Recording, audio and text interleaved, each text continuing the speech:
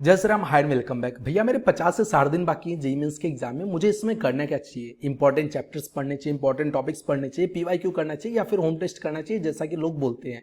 भैया मैं पीवाईक्यू या होम टेस्ट वगैरह देता तो बट मेरे नंबर नहीं बढ़ रहे हैं, तो आपका एनालिसिस करने का तरीका गलत होगा ना यार। क्योंकि नंबर आपके टेस्ट तो दे रहे हो बट अगर आपका एनालिसिस करने का तरीका नहीं चाहिए ना तो नंबर आपके घंटा नहीं बढ़ रहे हैं।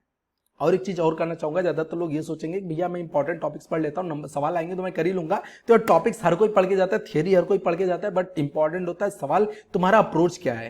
थ्योरी तुमको समझ में आ रही होगी पर तुम्हारा अप्रोच क्या है, वो सारी चीजें मैं यहाँ पर डिस्कस करूंगा। एक चीज मैं कहना चाहूंगा, मैं आपका फालतू टाइम वेस्ट नहीं करूंगा। ये फालतू का वीडियो नहीं है, आपके काम का वीडियो देख लोगे तो आप ही के काम में आएगा, अदरवाइज भगवान जी जाने क्या होना है। तो चलो यार शुरू करते हैं ना। उससे पहले अगर लाल वाला बटन दबाओगे तो आपके लिए अच्छा है, और डिस्क्रिप्शन में टेलीग्राम का लिंक है, मेक श्योर कि आप फॉलो कर लो।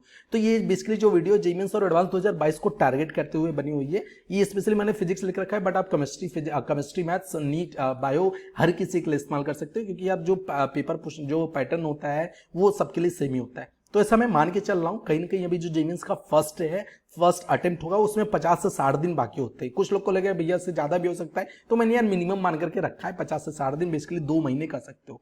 तो लोग के मन में ये सवाल होता है कि भैया 2 महीने मेरे पास बचे हुए, तो इस 2 महीने में मुझे करना क्या चाहिए? इंपॉर्टेंट चैप्टर्स करने चाहिए, इंपॉर्टेंट टॉपिक्स पढ़ना चाहिए, या फिर पीवाईक्यू या फिर प्रीवियस ईयर पेपर्स लगाने चाहिए? तो ऑब्वियस है जो हमने किया था, जो हमें बताया गया था, जो हमारे टीचर्स ने कराया था, और अगर आप कोचिंग वाले होंगे तो आपके कोचिंग वाले भी आपसे प्रीवियस ईयर के क्वेश्चंस पेपर्स ही सॉल्व करा रहे होंगे, ज्यादा टेस्ट दिलवा रहेंगे। And that is the best thing जो आपको इसमें करानी चाहिए। भैया मैं पेपर तो दे रहा हूं बट मेरे नंबर कहीं नहीं बढ़ रहे हैं, मुझसे कुछ हो नहीं रहा है, मुझे करने का चाहिए। पेपर जो मैं दे रहा हूँ वो लाइक बर्डन जैसा लग रहा है, तो मुझे क्या करना चाहिए? तो यार यहाँ पर ना आपका जो एनालिसिस का तरीका है ना, पेपर देना बड़ी बात नहीं है। पेपर आपके जो वीक पॉइंट है उन्हें फाइंड आउट करेगा, बट वीक पॉइंट कैसे फाइंड आउट करेगा वो अगर आप एनालिसिस करते हैं ना। पेपर तो सब देते हैं बट पेपर देने का तरीका अलग अलग होता है। अब तरीका अलग अलग होता है तो कुछ लोग बोलेंगे भैया एग्जाम जो देते हैं वो उस समय क्या तरीका होता है। नहीं, आप ऐसे समझ सकते हो, जब आप होम टेस्ट देते हो ना, जब आप कोचिंग में जाकर के टेस्ट देते हो तो उसके बाद का जो टाइम होता है ना वो काफी इंपॉर्टेंट होता है। कुछ लोग कह रहे हैं भैया एग्जाम का टाइम इंपॉर्टेंट होता है, एग्जाम के बाद का टाइम इंपॉर्टेंट होता है। तो ऑब्वियस ही चीज है, एग्जाम के बाद का जो टाइम होता है, जो जिसे बोलते हैं एनालिसिस का टाइम, वो आपके लिए सबसे इंपॉर्टेंट होता है। आपने एग्जाम तो दे लिया, चलो ठीक है, बट उसके बाद आपको पता तो होना चाहिए ना कि आपने कहाँ गलती की, किस जगह गलती की, उसे नोट डाउन करो और वो गलती आपसे अगले में ना हो। अब एनालिसिस का भरपूर तरीका, एनालिसिस का बेस्ट तरीका क्या होता है मैं आपको वो समझाता हूँ। अनअकैडमी आपके लिए आया है, Unacademy prodigy 7th and 9th 11th 12 JEE NEET हर किसी के लिए 23 जनवरी से शुरू है। डिस्क्रिप्शन में टेलीग्राम का लिंक है, हमारा कोड V1 इस्तेमाल करके आप फ्री में रजिस्टर कर सकते हैं। इसमें आप MacBook air, Apple iPhone, Apple iPod और अमेजॉन बहुत सारी ढेर सारी चीजें जीत सकते हो, जिससे 1 to 10 रैंक होल्डर का 100% की स्कॉलरशिप, 11 to 25 को 75% की स्कॉलरशिप, और इसी के साथ साथ ढेर सारी स्कॉलरशिप दी जाएगी।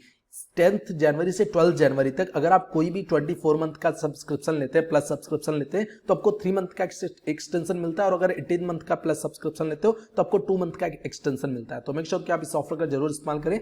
इसी के साथ साथ 12 जनवरी से अर्ली बिगनर, आरंभ, last minute revision batch, crash course, ढेर सारी बैचेस शुरू हो चुकी है जिनका मेन फोकस जेईई मेंस और एडवांस 2022, या जिनका मेन फोकस जेईई मेंस और एडवांस 2023 होगा, उन सबके लिए शुरू हो चुके हैं। सो मेक श्योर कि आप जरूर फॉलो करिए। अनअकैडमी का कोई भी प्लस सब्सक्रिप्शन लेने के लिए अगर आप हमारे को व्यूअर्स में करते हैं तो आपको 10% इंस्टेंट डिस्काउंट साथ साथ हमारी पर्सनल फ्री मेंटरशिप भी मिलेगी। डिस्क्रिप्शन में सभी की सभी लिंक दी गई हैं। आप मान लो पेपर देकर आए, ठीक है, थोड़ा सा रेस्ट करो, फिर उसके बाद आंसर की मैच कर लो, क्या हो गया, ठीक है इतने नंबर आए, खुश हो जाओ यार, जितने नंबर आए खुश हो जाओ, उसमें डिमोटिवेट होकर के रोने वाली काम घंटा मत करना।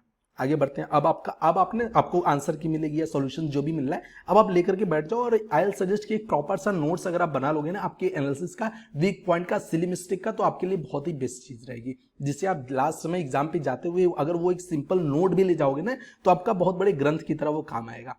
सो मेक श्योर कि आप वो जरूर कर लेना। तो एक नोट ले लो, उसमें पहला सवाल देखो, पहला सवाल हुआ नहीं हुआ, अगर नहीं हुआ तो क्यों नहीं हुआ? क्या मुझे उसकी थियरी नहीं आती थी, ठीक है, तो फिर ये प्रॉपर सवाल क्यों नहीं हुआ? क्या मुझे उसका फॉर्मूला नहीं आता? फॉर्मूला नहीं आता तो उसे नोट डाउन करो। थियरी नहीं आती तो उसे नोट डाउन करो। और अगर सब कुछ आता तो फिर वो सवाल क्यों नहीं आया?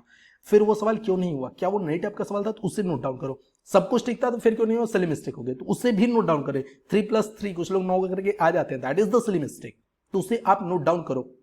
उसके बाद मेक श्योर कि ना, कुछ लोग का हो सकता है कि एक सवाल का, किसी एक प्रॉपर सवाल का थ्योरी ना पढ़ी हो, तो मेक श्योर कि वो थ्योरी उसी इंस्टेंट पे पढ़ो, और ज्यादा भागने की जरूरत नहीं है कि ये थ्योरी पढ़ ली, इसके आसपास पास पढ़ो, उसका भी पढ़ लो, वो मत करना। एक थ्योरी पढ़ लो, बस वही नोट डाउन कर लो। मेक श्योर कि ये चीज कंटिन्यू करना, और हर एक एग्जाम में कंटिन्यू करना ना। मैं एक चीज आपको बोल सकता हूं कि 5 से 10 टेस्ट अगर आप इस तरीके से एनालिसिस करोगे ना, तो आपके नंबर ऑटोमेटिक इंक्रीज करते जाएंगे। और इसमें ना आपको लग सकता है कि इसमें पहले एग्जाम में आपको बहुत टाइम देना पड़ेगा, 3 घंटे का दे रहे हो, 6 घंटे आप एनालिसिस कर रहे हो, आपको पहले 5 टेस्ट 6 टेस्ट में आपको बहुत टाइम लगेगा। बट सच बता रहा हूँ आगे के टेस्ट में आपकी ये टाइम घटते जाएंगे और आपके नंबर एक्सपोनेंशियली इंक्रीज करते जाएंगे। सो मेक श्योर कि जरूर फॉलो कर लेना। और अगर कोई मन में डाउट हो तो कमेंट सेक्शन में लिख सकते हो, आपके लिए हमेशा हाजिर है। चले मिलते हैं आगे। जय हिंद।